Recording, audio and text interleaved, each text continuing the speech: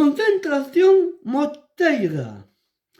31 de maio de 2024 e 1 e 2 de xunho de 2024. Cidade de Narón. Jornadas de turismo activo.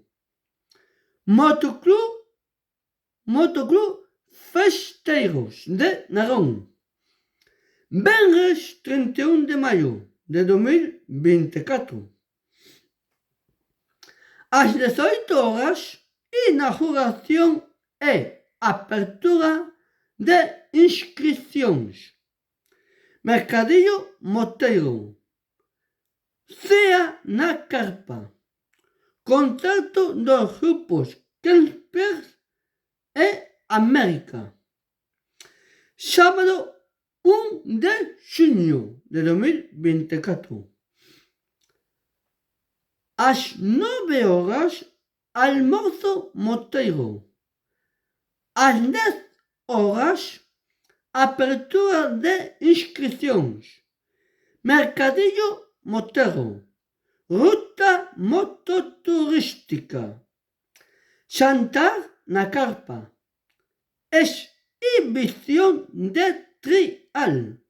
Passeio de lluvia. Com Spartan Vicky Show. Juanda de la Peña. Vito Palomares.